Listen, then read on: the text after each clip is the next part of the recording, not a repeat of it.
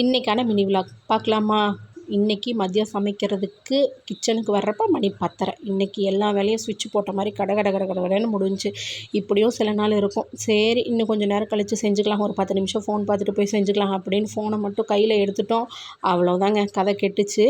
எவ்வளோ மணி ஆனாலும் தெரியாது. ஆனால் நேரம் கடன்னு போயிட்டே இருக்கும். ஆனால் ஒரு வேலை ஆனப்பாடு இருக்காது. இன்றைக்கி அப்படியே பருப்பு உருண்டை குழம்பு எப்படி வைக்கிறதுங்க பார்த்துருவோமா? கடலப்பருப்பு 1/2 கப்பு, அதில் 1/4 கப்பு வந்து துவரம்பருப்பு. இது ரெண்டையும் 1/2 மணி நேரத்துக்கு முன்னாடியே ஊற வச்சுட்டேன். இப்போ மிக்ஸி ஜாரில் 1 டேபிள் ஸ்பூன் சோம்பு, 3 காஞ்ச மிளகா, ஊற வச்ச பருப்பு, கொஞ்சம் தேவையான அளவு உப்பு சேர்த்துட்டு கொரப்பாக தண்ணி சேர்க்காம அரைச்சி எடுத்துக்கலாம். இப்போ பருப்பு கூட வெங்காயம், சின்ன வெங்காயம், பல்லாரி வெங்காயம் எது வேணாலும் சேர்த்துக்கலாம். லைட்டாக கொத்தமல்லி கருவேப்பிலை சேர்த்து பிசைஞ்சு உருண்டை பிடிச்சி வச்சுக்கோங்க. ரொம்ப டேஸ்ட்டு சூப்பராக இருக்கும். இதை அப்படியே உருண்டை பிடிச்சி வச்சதுக்கப்புறமா இப்போ கடாயில் 3 டேபிள் ஸ்பூன் எண்ணெய் ஊற்றிட்டு கடுகு, வெந்தயம், சின்ன வெங்காயம், பூண்டு இதெல்லாம் சேர்த்துட்டு நல்லா வதக்கினதுக்கப்புறமா 2லேருந்து 3 பழுத்த தக்காளி சேர்த்து நல்லா வதக்கி விட்டுக்கலாம். இப்போ 1 டேபிள் ஸ்பூன் வந்து மிளகாய்த்தூள், 1/2 டேபிள் ஸ்பூன் வந்துட்டு குழம்பு மிளகாய்த்தூள், 2 டேபிள் ஸ்பூன் மல்லித்தூள் இதெல்லாம் சேர்த்துட்டு மசாலா கருகாமல் நல்லா வதக்கிக்கலாம்.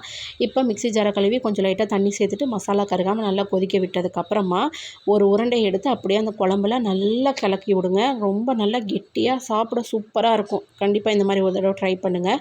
இப்போ நல்லா கலந்ததுக்கப்புறமும் 1 கப்பு புளி சேர்த்துட்டு அந்த தண்ணி நல்லா கொதி வந்ததுக்கப்புறம் வெறும் தேங்காய், ஒரே 1 ஸ்பூன் தேங்காய் கூட ஜீரகம் சேர்த்து அரைச்சி வச்சுருக்கேன். அந்த தேங்காய் பேஸ்ட் அப்படியே இதில் சேர்த்துட்டு குழம்பு நல்லா கொதி வந்ததுக்கப்புறமா நம்ம உருட்டி வச்சுருக்க உருண்டையை ஒன்றா சேர்த்துக்கணும். உருண்டை சேர்த்ததுக்கப்புறம் உடனே வந்து கரண்டி போட்டு கலக்கணும், அப்படின்னா உருண்டை உடஞ்சிரும்.